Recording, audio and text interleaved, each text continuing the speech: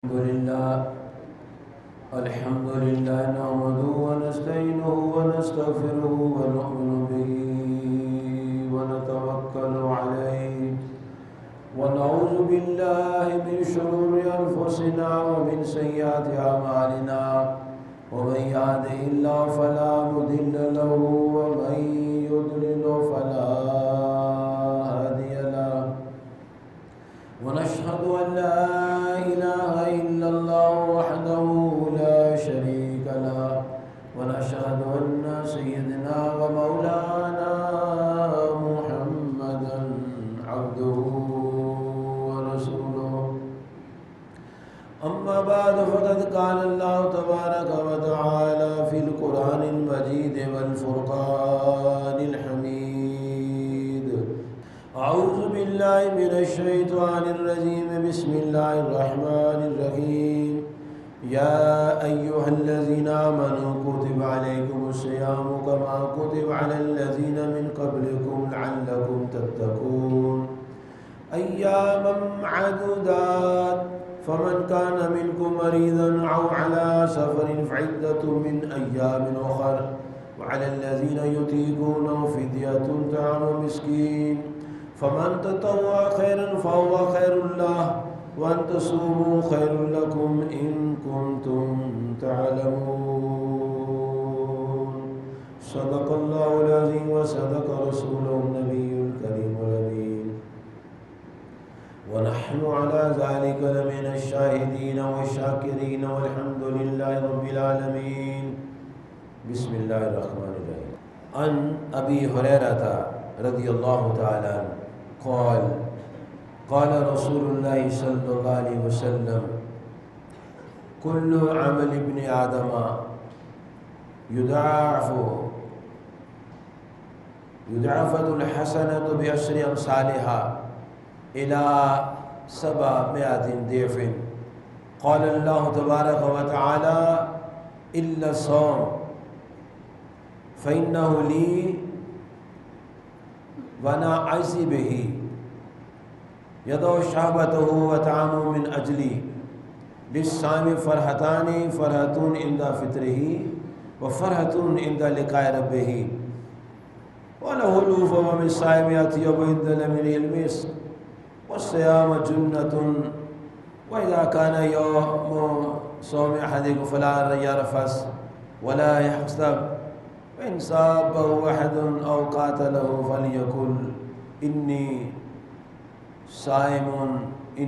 صائم متفق عليه وقال الله تبارك وتعالى في شان حبيبه صلى الله تعالى عليه وعلى آله وصحبه وسلم إن الله وملائكته يصلون على النبي يا أيها الذين آمنوا صلوا عليه وسلموا تسليما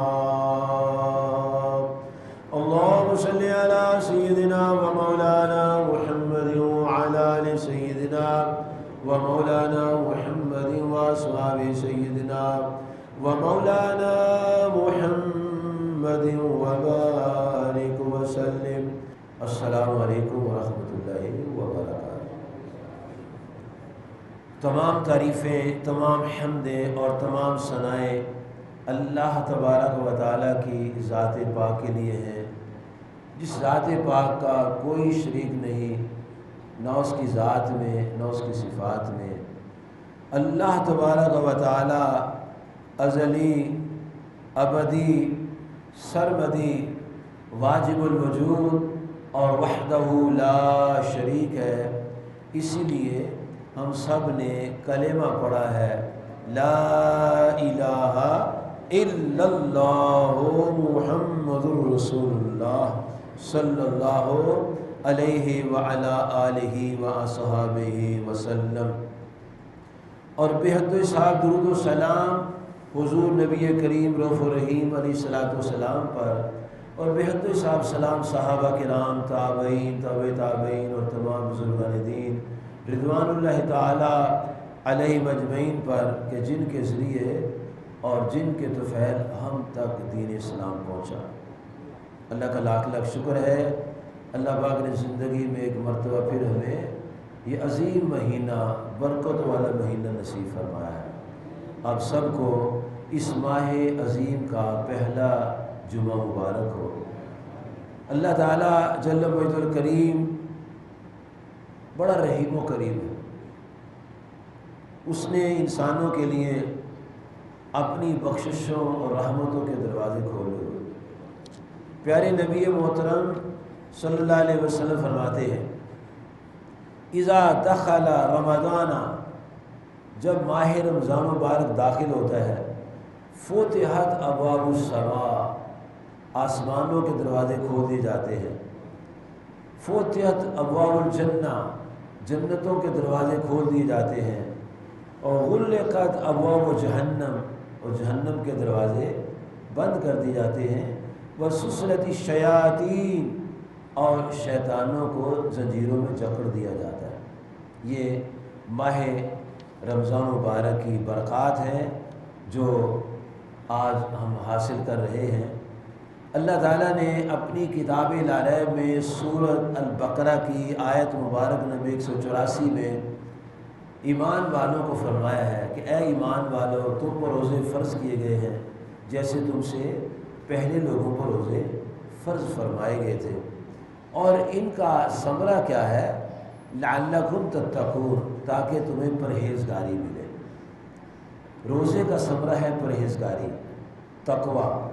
اور تقوی جو ہے یہ اللہ تعالیٰ کو کتنا پسند ہے، اتنا پسند ہے کہ انسان اپنے الفاظ میں ان کو صحیح طور پر ادا نہیں کر سکتا۔ کہ خالق کائنات نے ارشاد فرمایا انا اکرمکم عند اللہ اتقاکم، فرمایا کہ میری بارگاہ میں وہی عزت پاتا ہے جو تم میں سے تقوی حاصل کر لیتا ہے۔ یہ اللہ کا ایک سسٹم، اس کا نظام ہے۔ اس نے اصول و ضوابط و قوانین، دستور و شروع بتائے ہیں کہ جس نے میرا قرب پانا ہے وہ یہ کام کرے، تقوی اختیار کرے۔ اور تقوی حاصل کرنے کے لیے ایک عمل ہے روزہ۔ اسی لیے اللہ تبارک و تعالیٰ کے پیارے نبی کریم صلی اللہ علیہ وآلہ وصحابہ وبارک وسلم نے روزوں کا ذکر کرتے ہوئے یہ بات ارشاد فرمائی ہے فلا یرفث، کہ اس روزے کے مہینے میں جب آدمی روزہ رکھتا ہے تو روزہ رکھنے کے بعد نہ تو یہ شور مچائے، جھگڑا کرے، نہ گالی گلوچ کرے، نہ کسی سے لڑے۔ اور اگر کوئی لڑے، اگر کوئی جھگڑا کرے، اگر کوئی گالی گلوچ کرے، تو آپ کے میرے نبی کریم صلی اللہ علیہ وسلم نے فرمایا ہے کہ روزے دار یہ کہہ دے انی صائم، میں روزے سے۔ پر یہی جواب ہے اس شخص کا جو روزہ رکھ کے لڑتا بھی ہے، جھگڑتا بھی ہے اور گالی گلوچ بھی کرتا ہے۔ اب وہ جو گالی گلوچ کر رہا ہے ہو سکتا ہے وہ بھی روزہ دار ہو، لیکن اس کو احساس نہیں کہ میرا روزہ ہے، روزے میں ایسا نہیں کرنا چاہیے۔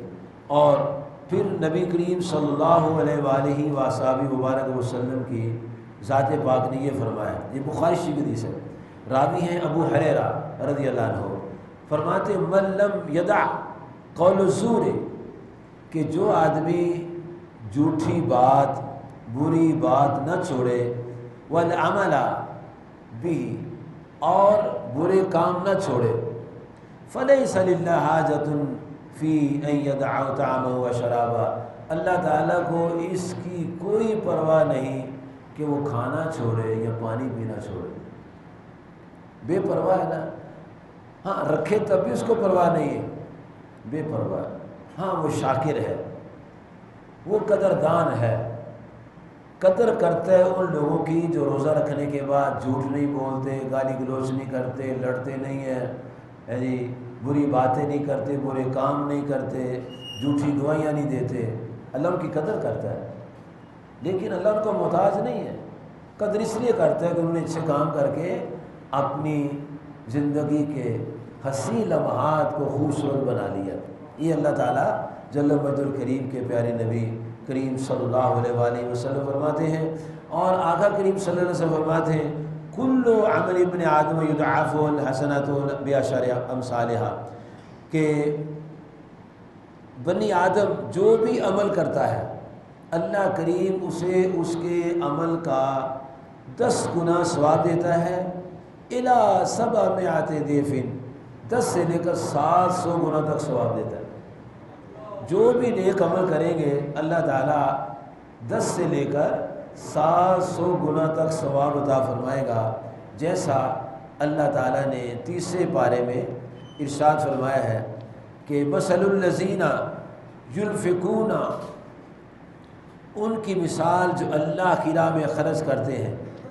رب کائنات نے کتنے خوبصورت اور کتنے کمال کلمات کے ساتھ ہمیں یہ مسئلہ ارشاد فرمایا، مثل الذین ينفقون اموالهم فی سبیل اللہ، جو اللہ کی راہ میں اپنے مال خرچ کرتے ہیں، کمثل حبہ، ان کی مثال مکئی کے دانے کی طرح، مکی کے مکئی سٹا جو ہوتا ہے مکئی کا، اس کے دانے کی طرح ہے، انبتت 7 سنابل، اور وہ ایک دانہ 7 سٹے اگاتا ہے، ایک دانہ، مطلب یہ کہ ایک دانہ زمین میں رکھیں تو ایک کے بدلے میں 700 سٹے اگتے ہیں، اور فی کل سنبلۃ 100 حبہ، اور ہر سٹے میں 100 دانے ہوتے ہیں۔ یہ کم از کم یہ اللہ نے بیان کیا ہے، ہاں جی۔ لیکن واللہ یضاعف لمن یشاء، لیکن اللہ تعالیٰ جس کے لیے چاہتے اس سے بھی بڑھا کر عطا فرماتا ہے، یعنی 700 سے بھی زیادہ اللہ تعالیٰ نیکیاں عطا فرماتا ہے۔ یہ ایک مثال دی ہے کہ اس کی راہ میں خرچ کرو 700 سے بھی زیادہ نیکیاں کماؤ، ایک عمل کرو 700 سے زیادہ بھی اللہ تعالیٰ اس کا جو ثواب عطا فرماتا ہے۔ لیکن اللہ تعالیٰ فرماتا ہے کہ قال اللہ تعالیٰ الا الصوم، لیکن روزے کا ثواب یہ نہیں ہے، نہ 10 گنا نہ 700 گنا، بلکہ اللہ تعالیٰ فرماتا ہے فَإِنَّهُ لِي وَأَنَا أَجْزِي بِهِ، روزہ میرے لیے ہے اور میں ہی اس کی جزا عطا فرماؤں گا۔ اس کا مطلب ہے کہ نہ 10 گنا نہ 700 گنا نہ اس سے زیادہ، بلکہ کتنا، اتنا زیادہ کہ انسان اس کا اندازہ ہی نہیں کر سکتا۔ اور اللہ تعالیٰ کی ذات پاک کے محبوب فرماتے ہیں، اللہ تعالیٰ فرماتا ہے کہ میں اس لیے یہ اس کو جو ثواب دیتا ہوں کہ یدع شہوۃ و طعام من اجلی، اس نے میری رضا کے لیے کھانا چھوڑا، اپنی خواہشات کی تابع داری چھوڑی، اور میری رضا کے لیے اس نے روزہ رکھا ہے۔ اور خوشخبری یہ دی فرحتانی، 2 خوشخبریاں، فرحتن عند فطرہ، جب افطاری ہوتی ہے تو خوش ہوتا ہے، سارا دن بھوک پیاس میں زبان سوکھ رہی ہے اور پنکھے چل رہے ہیں، سر پر پانی ڈالے جا رہے ہیں، کیا انداز محبت انسان اختیار کرتا ہے، لیکن جب روزہ افطار کرتا ہے تو خوش ہو۔ یہ کیفیت بیان کی ہے جو انسان کی افطاری کے وقت کی ہے۔ اور پھر یہ دنیا کی کیفیات ہے، یہی اللہ کے بندے جو روزے رکھتے ہیں، اللہ تعالیٰ فرماتا ہے فرحۃ عند لقاء ربہ، پھر ان کو دوسری خوشی تب ہوگی جب ان کی اپنے رب سے ملاقات ہو۔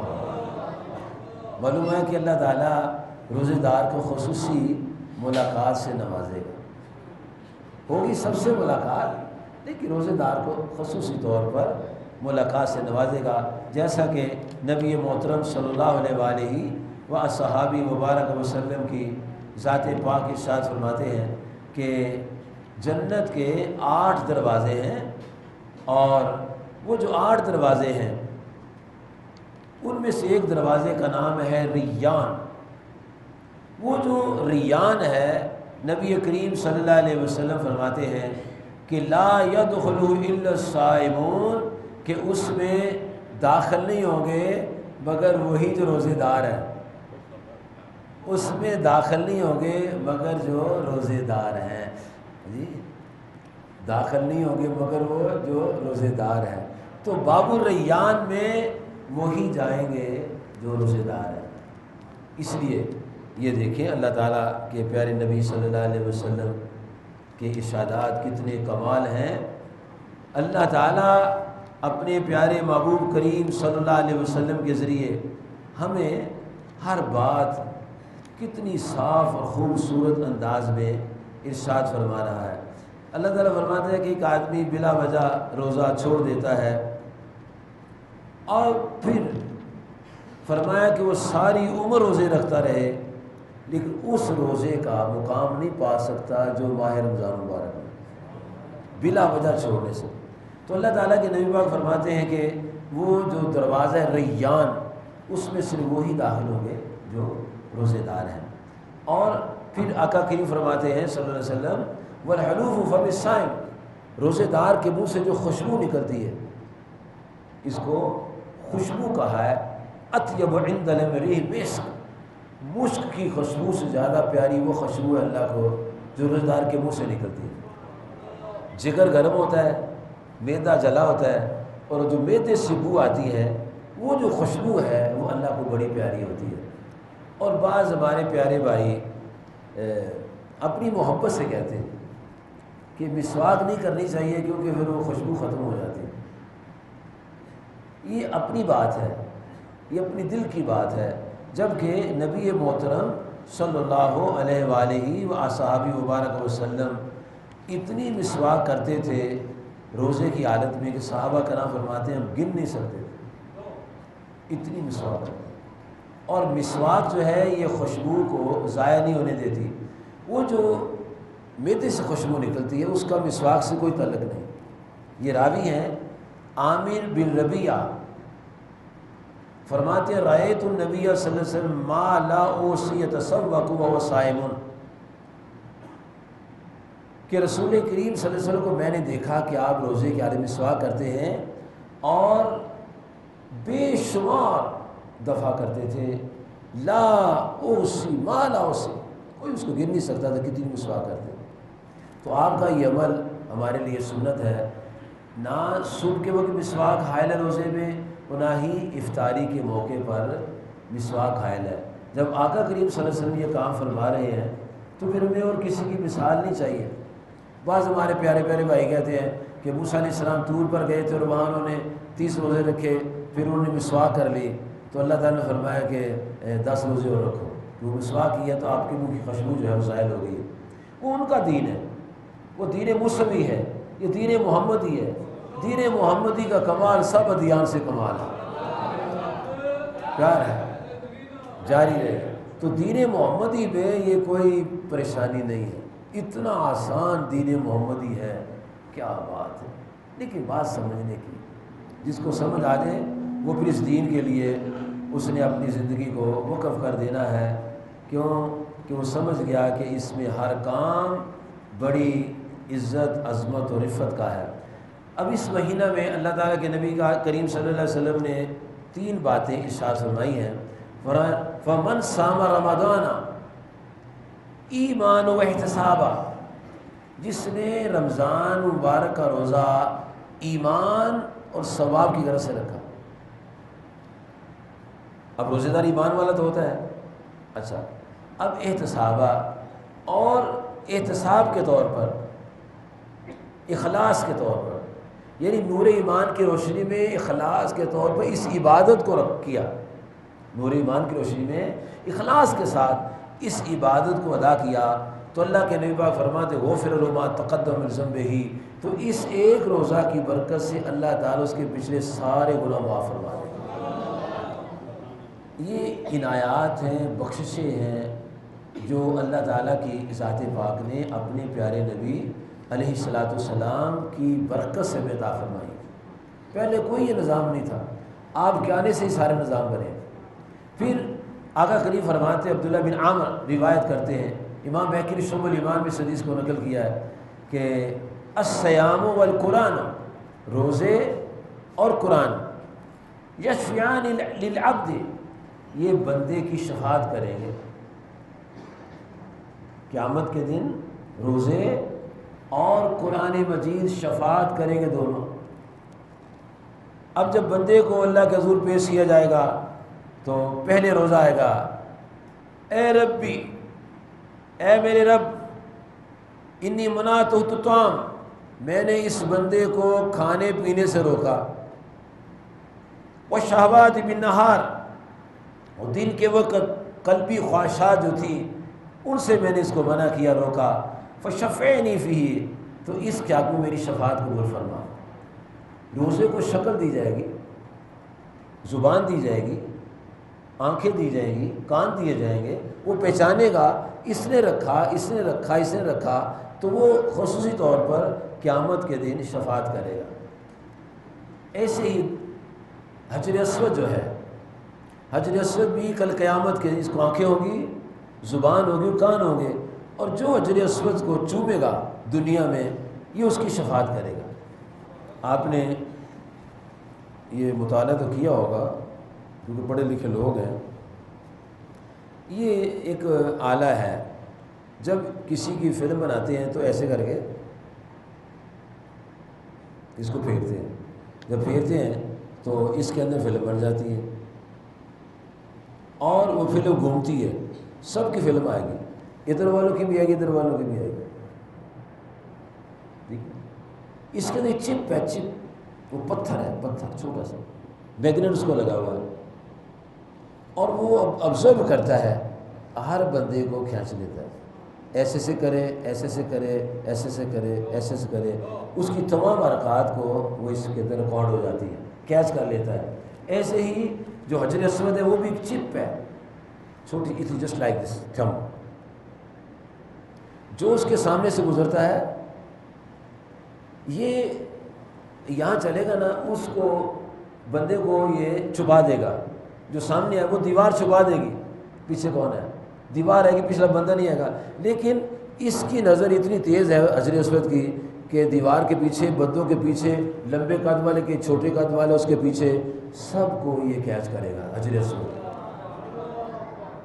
اور جب قیامت کا دن آئے گا پھر سکرین لگ جائے گی، جب سکرین اوپن ہوگی تو پھر کیا ہوگا، جب سکرین اوپن ہوگی تو وہاں پھر یہ سارے فوٹو آ جائیں گے، ہے جی، اور فوٹو پھریں گے سارے، ہے جی، ساری فوٹو پھریں گے، ڈھیروں فوٹو پھریں گے، ایسے سارے۔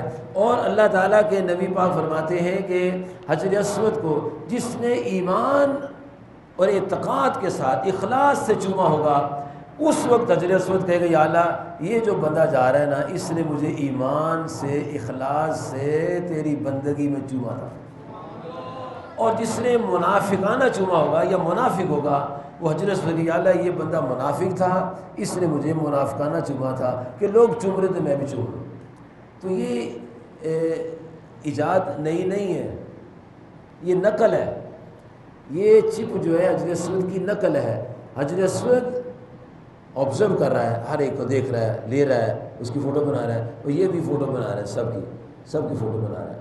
تو اللہ تعالیٰ جل مجد الکریم کہ جو ماہ رمضان کے روزے ہیں، یہ رات کو تراویح میں سب کی فوٹو بناتے ہیں،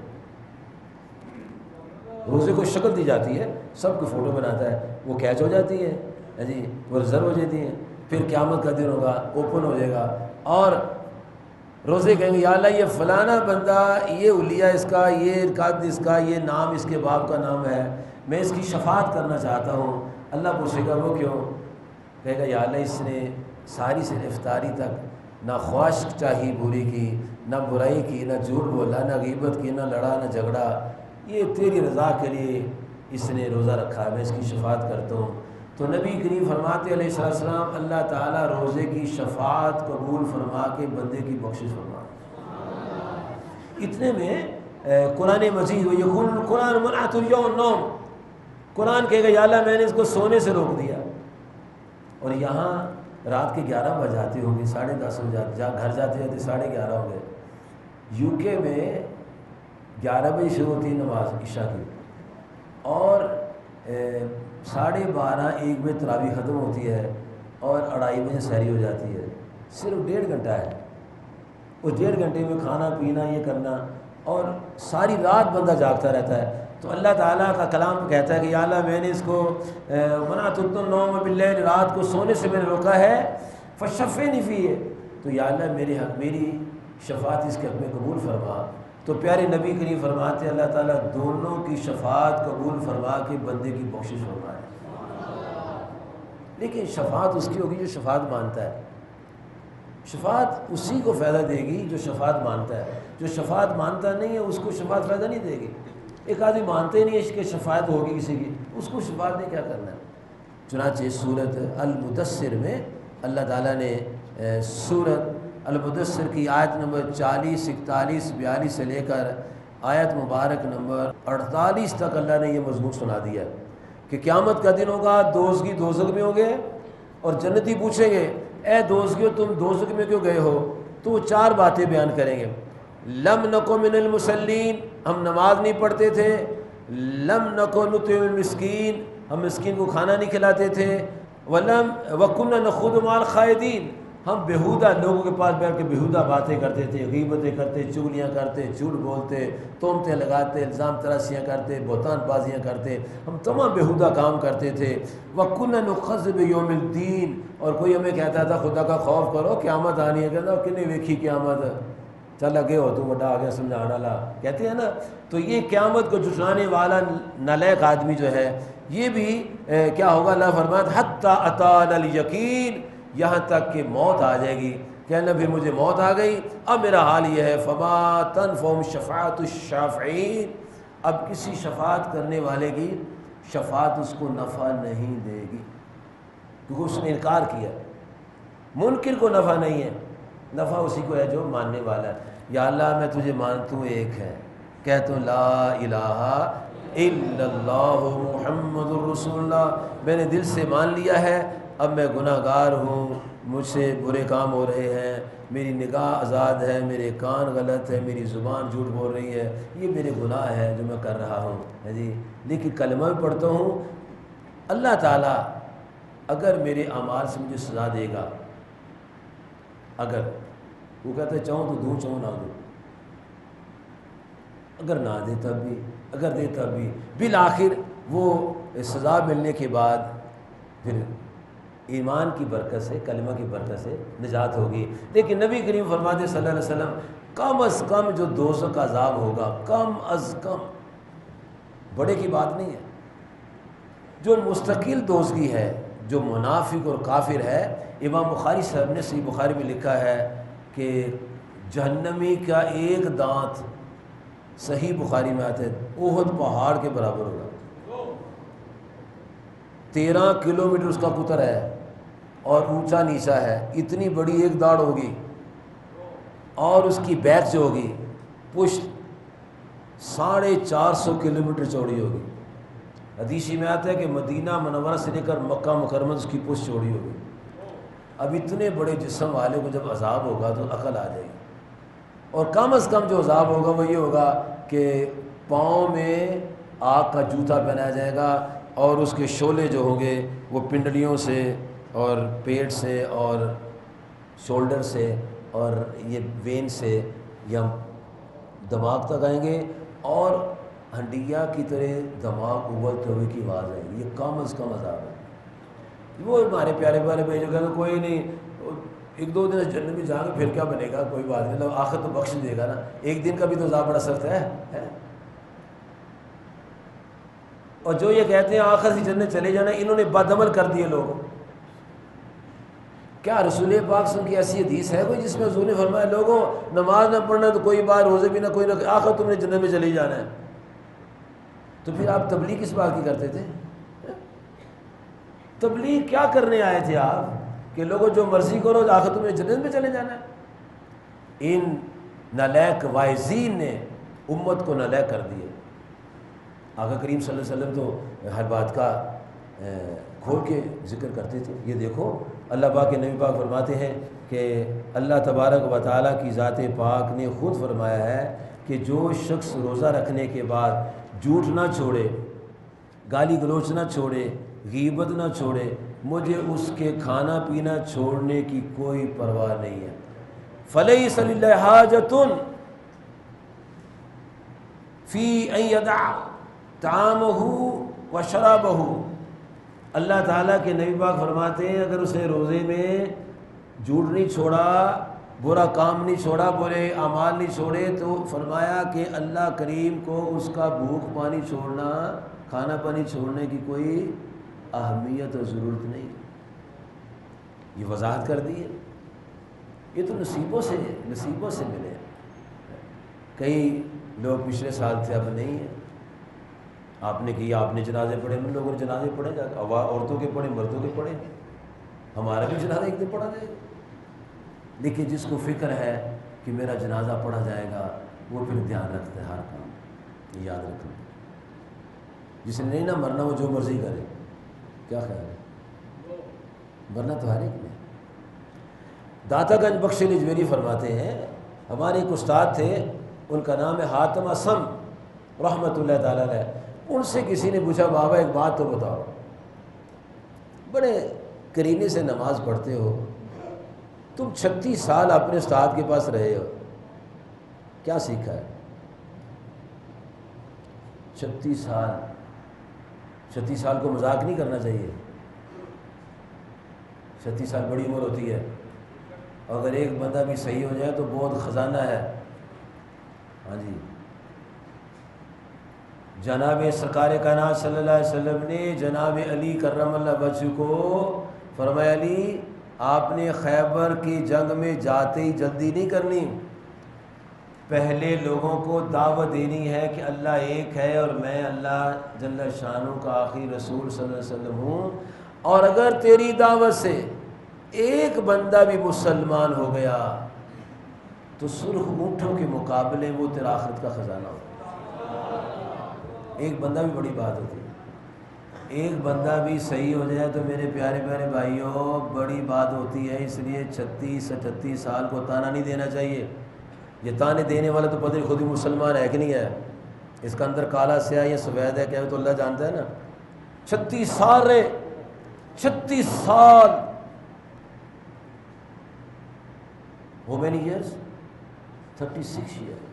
اور پوچھا اے حاتم، تو نے اپنے استاد سے 36 سال کیا سیکھا 36 سال میں؟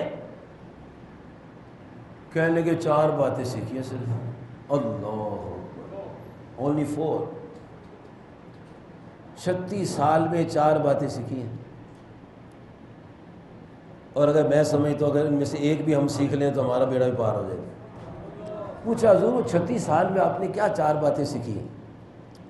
وہ دیکھو 36 سال کا نچوڑ جو ہے، 36 سال کا نچوڑ داتا صاحب نے بیان کیا ہے۔ اب پڑھیں گے تو پتہ لگے گا نا 36 سال کی ویلیو کیا ہوتی ہے۔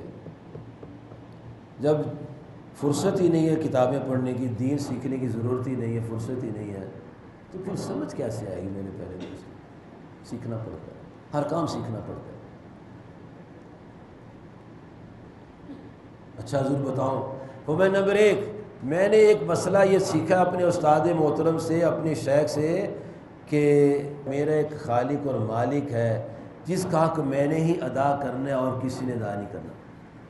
نمبر 2 میرا ایک طالب ہے جو میرے پیچھے لگا ہوا ہے، میں اس طالب کے آنے سے پہلے اپنے معاملات کو سمیٹ رہا ہوں۔ نمبر 3 فرماتے ہیں رزق میرا مقسوم ہے۔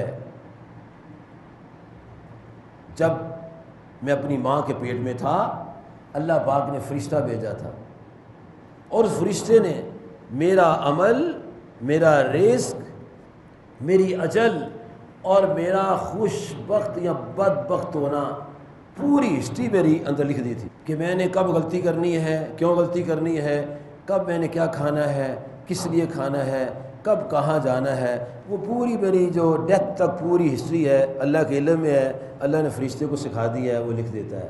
تو جب میری ہر بات میرے عمل سے نظر آ رہی ہے، میں لالچ نہیں کرتا، محنت کرتا ہوں۔ لالچ، رزق مقسوم ہے، ایک ہی دکان ہے اور وہاں انسان 30 دن بیٹھتا ہے، ایک دن 5000 کی سیل، دوسرے دن 50,000 کی سیل، تیسرے دن کوئی سیل نہیں، چوتھے دن 2000 کی سیل، پانچویں دن 10,000 کی سیل، چھٹے دن 1000 کی سیل۔ یہ ٹوٹل کر لیں، ٹوٹل کر کے ان کو 6 سے ضرب دے دیں، تقسیم کر لیں، اتنا مار ہفتے کو ملنا تھا۔ 1000 2000 5000 50,000 10,000 یہ اس کی ایوریج نکالیں گے تو اس کو ڈیلی اتنا رب نے دینا تھا، اس کی محنت اس کو دے دی۔ آیا وہ ٹائم صحیح پر ہے، گیا بھی ٹائم صحیح پر ہے، ایک دن 1000 روپیہ سیل کی 50,000 روپیہ سیل ہے، تو قصور دکاندار کا ہے، مارکیٹ کا، یہ سودے کا قصور ہے؟ نہیں، رزق مقسوم ہے، رزق مقسوم ہے، لالچ نہیں کرنا چاہیے، لالچ سے بڑھے گا نہیں بلکہ خراب ہوگا، حس پیدا ہوگی، نقصان ہو جائے گا۔ تو آپ فرمایا تیسرا مسئلہ میں نے سیکھا ہے رزق مقسوم ہے، میں لالچ نہیں کرتا، اور چوتھا مسئلہ میں نے سیکھا ہے قیامت کے دن کچھ لوگ خوش ہوں گے، کچھ لوگ پریشان ہوں گے، تو میں کوشش کر رہا ہوں کہ ایسے کام نہ کروں کہ پریشان ہونا پڑے۔ شیخ نے 4 باتیں سنی کہ میرا مرید 36 سال میں 4 باتیں سیکھا ہے، اس نے اپنا، شیخ نے پگڑی شریف اتاری اور مرید کے سر پر کو سیکھے تو پھر ملے گا نا کچھ، مرید کو تب ملتا ہے جب کچھ سیکھتا ہے، یہ یاد رکھنا۔ مریدی سوکھی نہیں ہے، مرید ہو جانا پھر جو مرضی کرتے رہنا، نا نا، اصول ہوتے ہیں، ضوابط ہوتے ہیں، طریقہ کار ہوتا ہے نا، لائن ہوتی ہے، لائن پر چلنا ہے۔